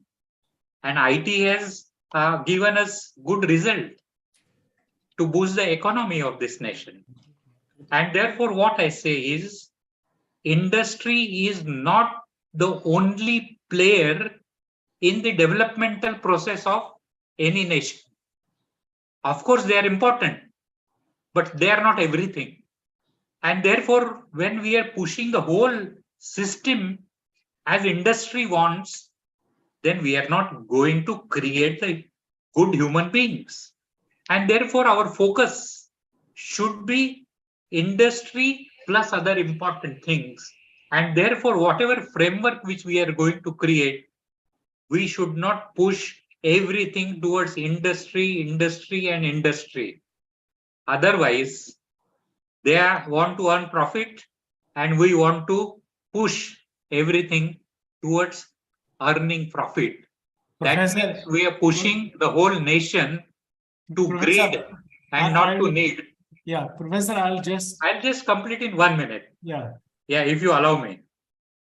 And therefore, what Puniaji was talking is good, but we need to think very, very differently, and we need to think not only from the industry perspective, but we need to think from a greater perspective. And therefore, when I was reading one mission statement of one of the organization, their mission is, the goal is transforming the people so that they will be using the universe in a optimal way and sustainable way. And that should be the goal of any educational institution. Otherwise, I am sure we are pushing our nation as a only profit oriented nation. We want profit, but at the same time, the profit has to be from the developmental perspective and not only from economic. विश्व गुरु बनना है कि super power में I'm decide sure करना है. SP has a longer and detailed, observation and summation to what you said. I'll just quickly respond in my own limited way on two of your observations. One was you talked a lot about trust. I know this is the basis, this has to be ensured, no second word about it. But looking at the totality in the country, and trust you me, that we have to find out some basic broad norms, whether it is working on credits, whether it is working on the calculation of credits theory, but I would say you must have a broad framework. And within that, yes, you leave it to the faculty. They are the best people to understand what they have to do, what they have to deliver, how it has to be accepted. That's my submission number one, because if you look at the way this credit calculation is, handled at various kinds of levels of institutions, government and private, there isn't any uniformity and consistency. Everybody will talk about 400 credits. In one sweeping statement, they will talk about 91. So let us see if the national credit framework comes out with a solid, which they have tried, as you also said, attempted, but let it be thought through rationally. Second, you talked about, employability. Yes, it should not be the end objective of education, but we cannot and we should not and we must not ignore what is it all for, right? So if we have this youth which are being numbered so much, I mean, why should they be, even after doing BTechs and MTechs and PhDs, be looking for, a job of a lower cadre, a peon and an orderly? It pains, it irritates one. That is where my submission is, look at that aspect also. Don't ignore that altogether. Well, education has to create, generate, disseminate, apply knowledge. Keep that broad agenda in view, but fine-tune it to suit the needs of the industry, of the environment, which we are producing them for. That's all I have to submit. Over to SP. That is what I said. I said micro level management should not be there, but macro level, exactly. As the document which they have created, that they should. Not at the micro level, they should. Well, Lucas, sir, with all due respect to you, I mean, micro level still will continue for 10 more years. The way institutions are mushrooming, grooming, becoming bigger, and the GR has to achieve, we are such a big nation that trust is one part, but many people who are coming to this profession don't know ABCD of this profession.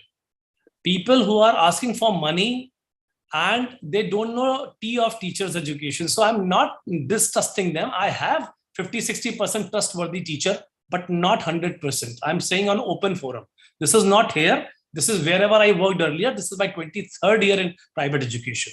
So trust is possible till the extent of 60%, 40% we have to spoon-fed or maybe monitor them to the micro level. This is my story so far. I may leave it after some time based upon your suggestion, but I will not. Number two is about the curriculum framework or whatever we are talking about, or industry interface. I tell you honestly, we all are outcome of the earlier education system.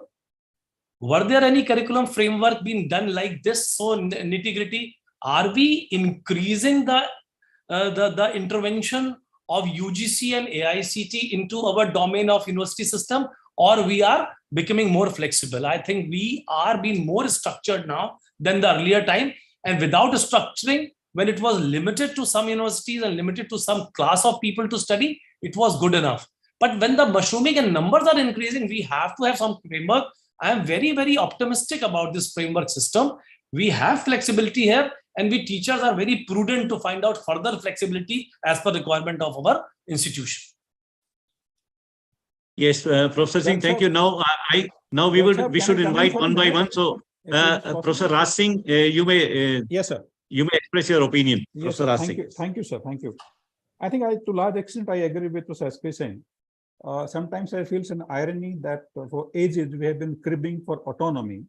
And once this framework grants us autonomy, we are asking for more prescriptive kind of structure. So it's a dichotomy in our approach.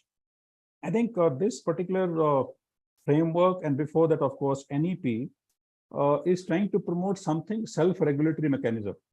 It has left a lot to us. I do agree, trust has to be there, but trust without accountability cannot work. So I think accountability has to be fixed as far as faculty and everybody is concerned. The third point is to implement this framework.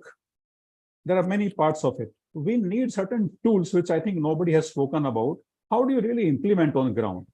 For example, if you have 4 hours of classes every day, is rest of the time of the students on their own is structured or left on to them?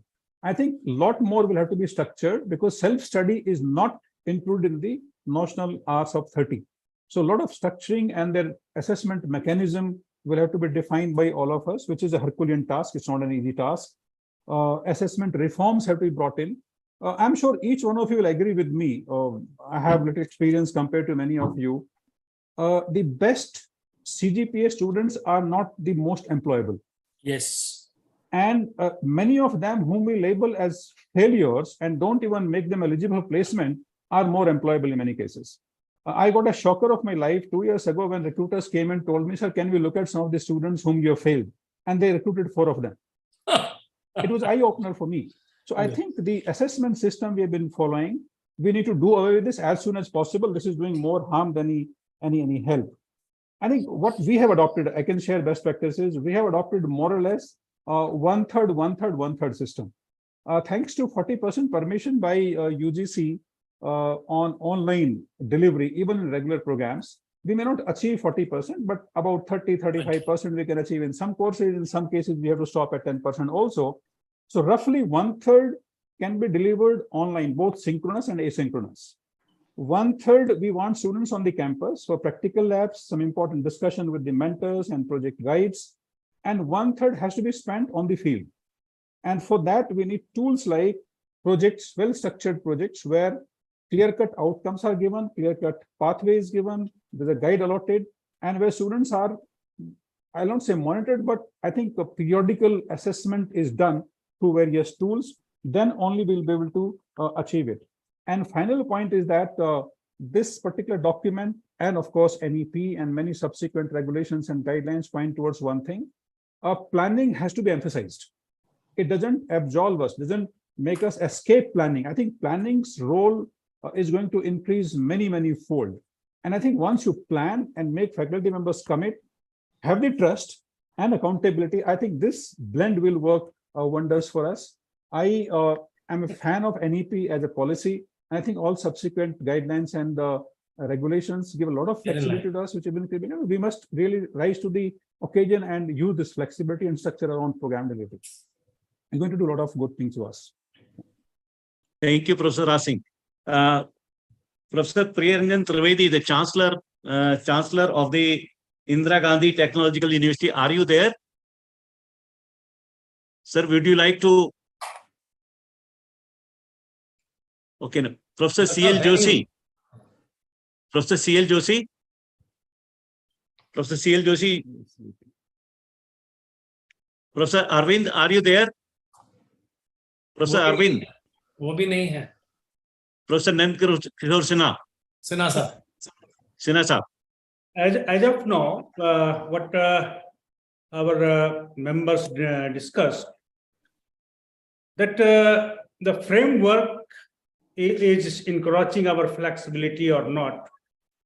That I would like to add that we have ample amount of flexibility and freedom, and it is our country where diversity is there in terms of language, in terms of climate, in terms of geography, and no doubt, all of we are addressing those things in our campus indifferently. So there is no harm, or there is no harsh about this new education policy or guidelines. Okay, guidelines to be given, because in such a large country, if we allow all the universities to play in their way, they cannot make the student comparable. So this education policy is good enough to bring all the system of education together. In this education system, we have seen the vocational education as well as the general education brought together, right from primary school level to the higher education level, and this is good for us.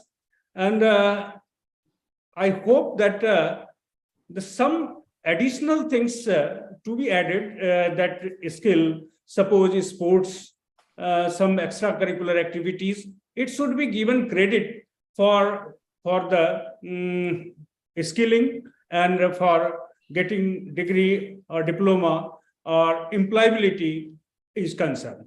Major three things is there, that how this education policy bringing ability of language, whatever language it is, either English, Hindi, Tamil, Telugu, but the local language is given priority. This is good.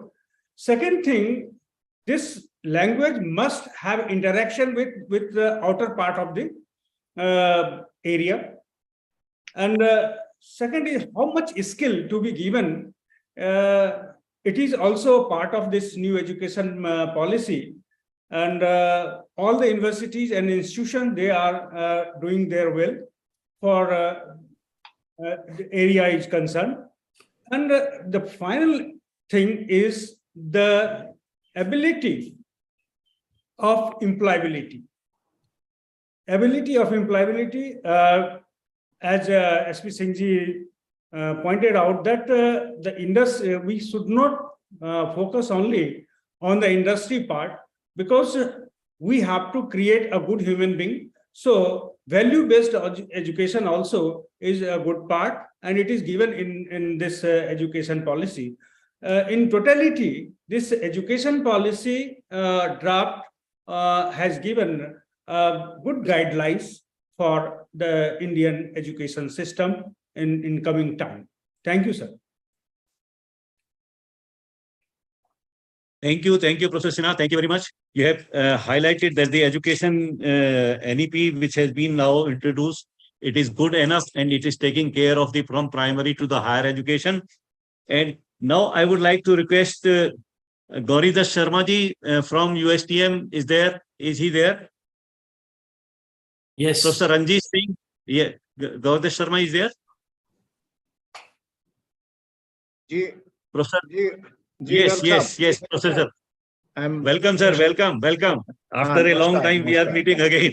Yes. Welcome, sir. Your views are Professor Gauridas Sharma is the Vice Chancellor of the USTM, and he will be taking over the charge as the President of the AIU from 1st of July, 2023. And at present, he is the Vice President and the Designate President of AIU. Congratulations, sir, on behalf of all of us for this very onerous position.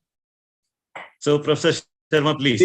Thank you very much, Garg Sahab. And first of all, congratulations that you have taken this initiative for organizing this views from so many vice chancellors, and especially from the former vice chairman of AICT, who has given Thank you, sir. in brief about the AICT framework, where technical education is there. Similar framework has also been given by UGC also, and that framework is very clear, given to all of us. And based on that framework, we have modified our curriculum. And what is more important in that, because now core knowledge or core contents of any subjects have been brought to 60%, where we have incorporated 40% flexibility related to skill courses, vocational courses. And this distribution also has been provided by the framework of the UGC, that in which semester and all these things. I was just listening, and regarding credit, they are also very clear that theory 1 hour per week for 15 weeks, because UGC thinks that 90 days minimum there should be per semester teaching. That is why they say 15 weeks. But there are many universities, as Professor Singh said, that we have more than 90 days also teaching. But they say that minimum 90 days. That means there are some universities where 90 days teaching is not there. So anyway, this is the minimum. And the more than that is possible. And regarding practicals, 2 hours per week. That means again, 15 weeks means 30 hours for determining the 1 credit. But they have also given the guidelines for the social work, society-oriented work, where 3 hours per week makes 1 credit. So these guidelines are there. More important thing is that, as Professor Velukar was telling, that along with not only the knowledge, but we have to have the holistic development of the students, the youths. That they should also be ready for employment as well as a good human being. Because the students of our country are in coming years going to get more opportunity at international level. So they should have that global attitude, and global citizenship means in terms of cultural learning, in terms of international learning, that is the language, along with our own language. So along with this, that means the framing of the curriculum needs these aspects to be included. And when we say multiple entry, multiple exit, that means that 40% what we have done, as Professor Rana was also telling, that we have divided this 40% option, so that when exit is there, the students having that level of knowledge, including skill, including of the core subject, so that he can apply that. The idea is that whatever he gets, certificate, diploma or degree, he should have a critical thinking in the given area to apply the knowledge, and also to think of bringing solution to the problem. So far, our this type of education present context is not having much scope. There are universities where they have already this type of practical experiments, project, and all these things. But in social science and other things, this is lacking or having very less part. So now it will be having more, and therefore we can say it will be having transboundary education, and therefore the university which is not having, or college which is not having such facility, they can utilize this facility in other institute. So this NEP or this framework allows us or provide an opportunity for cooperative education or collaborative education. Suppose, Garg Sahab, you have very good facility in biotechnology and I do not have. So our students can have biotechnology course of your university, and our university, suppose they have very good facility in food technology, so they can have.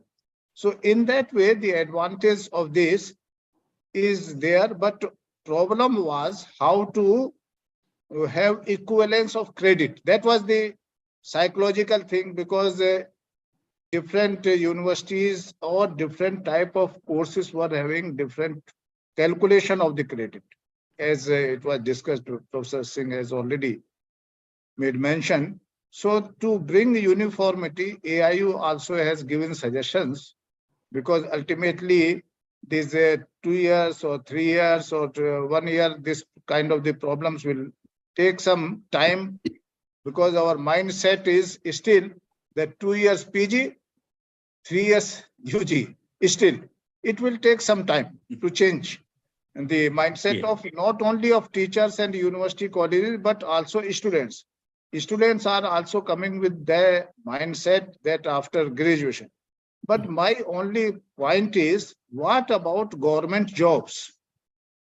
Will these government jobs will ask basic qualification graduation only, or they will also change their level of jobs? That is my just thinking, because okay, multiple exit entry, I say it's good. But what about job? Job will always remain graduation. But when they say graduation, whether they will take equal footage of 3 years degree or 4 years degree. So these some of the points here will be required actually ultimately, because students also mentally, those who come for job, they give first preference to government job. Second preference to any corporate or like this. And third preference to their family business or whatever is there. And in last, you can say, if nothing is there, they will try to start their own. That will be the last, because it requires so many things. These things will require change, because the NEP 2020 certainly is more students oriented, more flexible, giving good facility. But as Professor Walukar was telling regarding this speed or time, because in foreign country, if it is a 2 years or 3 years program, they may complete in 2 years if the students is fast or like the advanced learner. But so far we have not included this part. We have included or allowed 2 degree or 2 diploma, additional diploma. In fact, it is a good positive point. But earlier, if you remember, if somebody does 2 degree, he was disqualified, not given any importance that you are an advanced learner, but he was asked question, how you can do. And you know that politics, so much politics is going on, how the person can do 2 degree. It is coming in national news also, how the person can do. So that kind of the mindset was there. Now to change this mindset also will require some time, because these are some of the things we are as Indian, we adapt the things and we are not so fast in changing our taking new anything, because our resources are less, our opportunities are less, and much competition is there.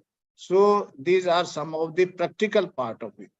But as far as good thing is there, one good thing is that the students have opportunity to opt for this some of the platform like SWAM portal, MOOCs courses, NAPTEL, CEC, so that the facility which is not available in our institution can be extended to them. This is one advantage now under this. The another, as I said earlier, that we can have the collaborative internship or even to industry. When we say industry, that also the credit has to be calculated, because the industry person has to give that how many hours were spent and all these things. These will be some practical problem, but opportunity. What we can see that now opportunity is there, but it will take some time to really implement properly, uniformly. And when we say uniformly, I think there will be a problem, because many times what we are expert in manipulation. The student may take a project in some industry, and without going to that industry 2 or 3, 4 hours, he may get the certificate. So who is going to, they will be involved in assessment as per this national credit framework and all these things. So all these things will be there, but basic thing is to also create honesty label, and also to provide more training to our teachers. Professor Singh was also mentioning that, so that the level of the knowledge enhancement, not only information, is enhanced among the teachers. And in due course of time, because it is simply last year only we have been able to implement, and certain problems which are faced by all of us are slowly will be resolved, I am sure. I think with this, because as far as detail is concerned, the Professor Punia has already given the detail, so no need for this. But these suggestions which have been raised by our Honorable Vice Chancellors can be resolved, I think, by concerned our VCO. Yes, Thank you yes, very much. Professor Sharma. Yes, Professor Sharma, you have rightly pointed out the practical aspect of the NEP 2020, and it should be related to the job-oriented, collaborative, honesty level of the teachers and the evaluators. Thank you very much, Professor Sharma. Now, I would like to request Professor Suresh. Professor Suresh? Yes, yes, yes. Yes, Professor Suresh. Okay, so see, all of you have spoken about NEP, and of course, all the relevant point. Rather, to explain an NEP, I have some doubt to talk about, because one side we are promoting the internationalization, that we talk about the everybody should work in different places, the foreign student to come here. And another point we are explaining, or we are promoting the Indian, the language of all state and all or the national languages.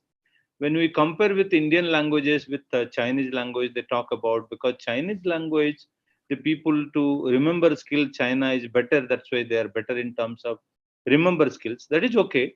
But when India is a diverse country having the different kind of languages in different parts, what will happen to somebody who is in the vernacular medium of, suppose, Chennai, will come and work in West Bengal?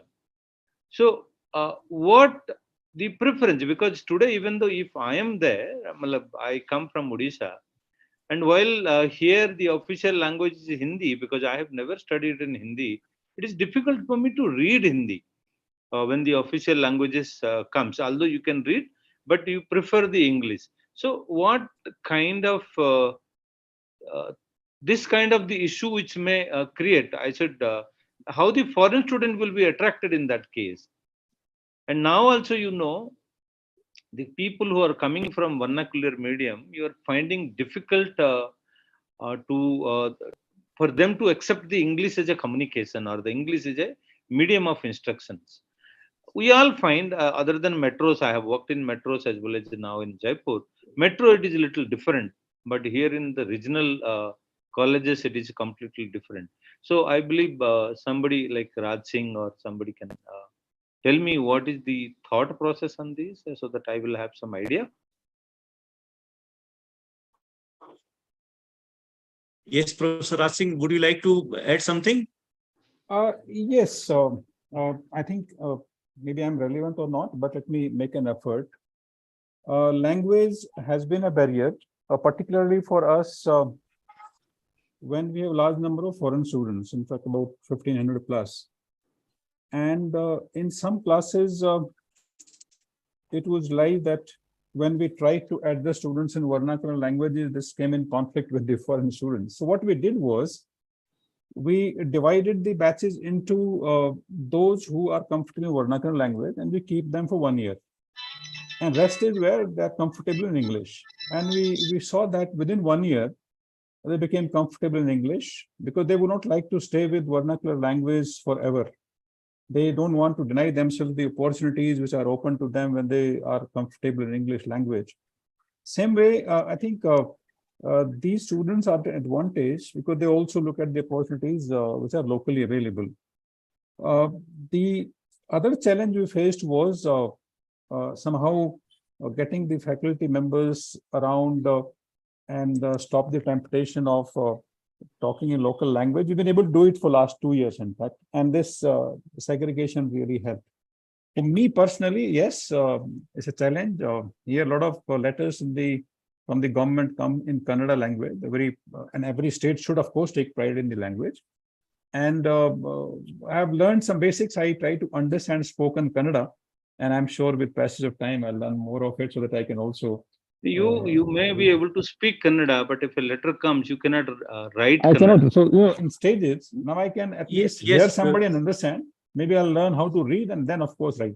It'll be a different stages kind of. So, Yes, Professor Asing, this is again, sorry. Professor Asing say that the teaching of the instruction should be in the local language, and at the other time we say that the globalization of the education. So it is something contradictory when there are the students from the outside or foreign students. They would not like to study in the local language. So this is that we will have to create the parallel structure. That's what I said. When the students come and join the university, we have one section who need in vernacular language.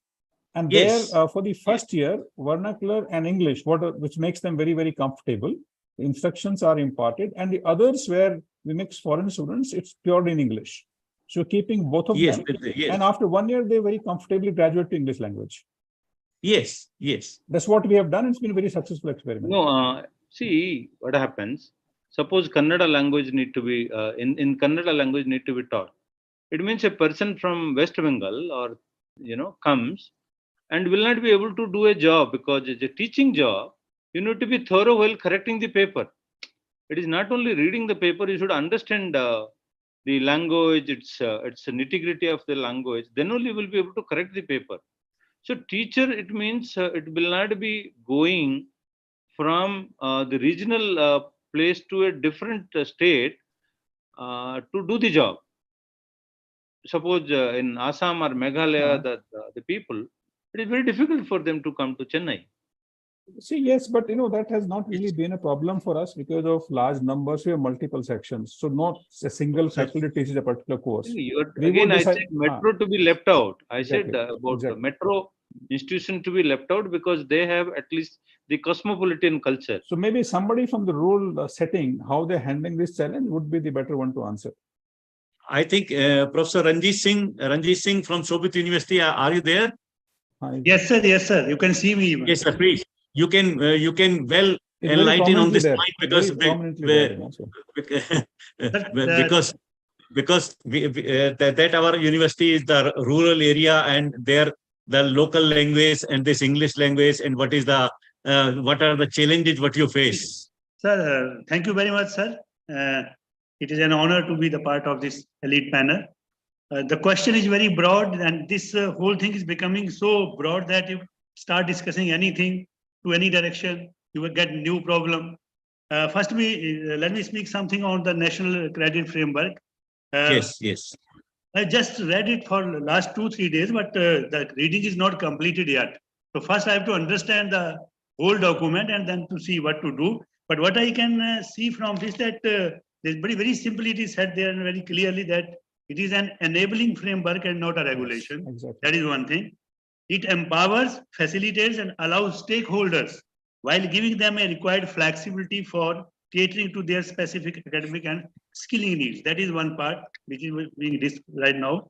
The second question, which is very relevant, I am in a rural area, and till now we are following the old system. Nothing new has been introduced till now. The medium is English, and we are teaching in English, but now we face problems. And otherwise also, I'm in a Hindi-speaking region, so that problem is not there.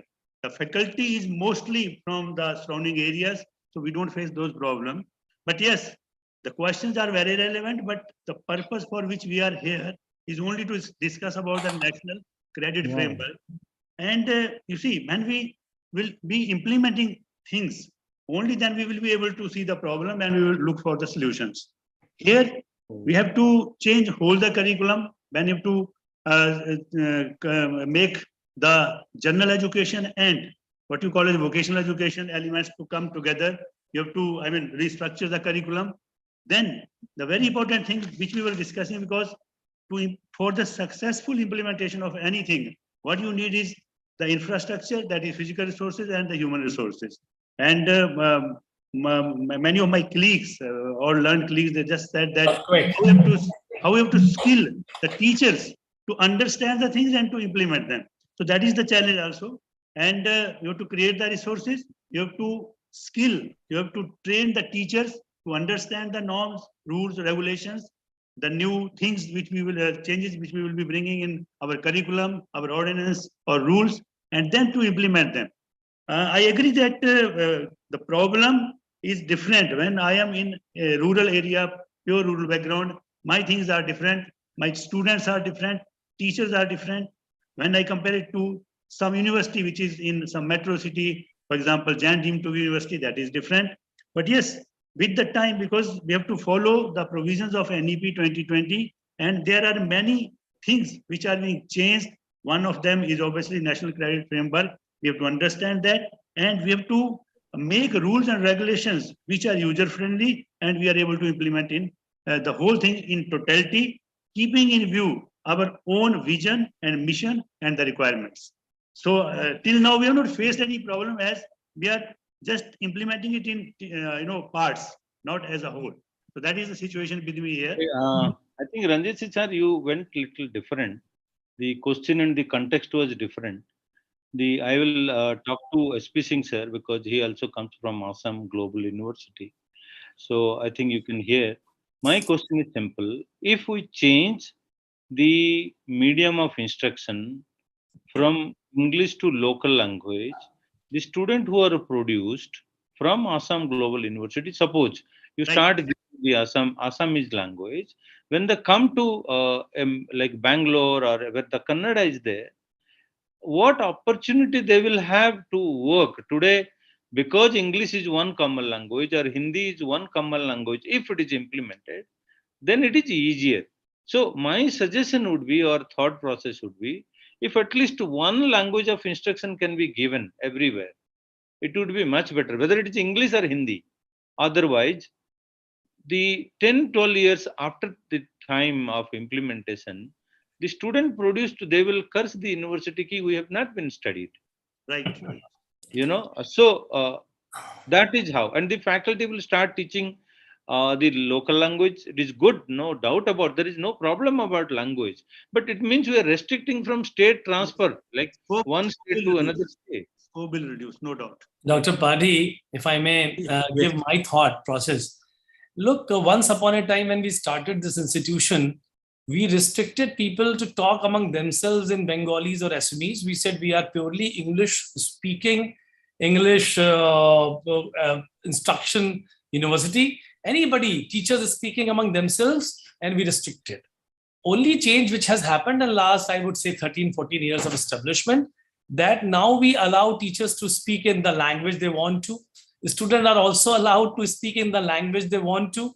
And in the class also, along with English, if required, people use Bengalis and Assamese, so that more students.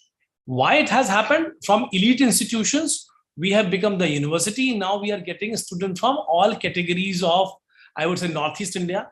But my limitation is, if I teach in Assamese, I have 30-40% students from Mizoram, Nagaland, Manipur. I have to have some language, which is language for all 5, 6, 7 states. So I had to continue with my, I have to continue with my English language. Along with that, we have different kinds of ecosystem and group where the students are. Now this language thing is basically, I don't know from NEP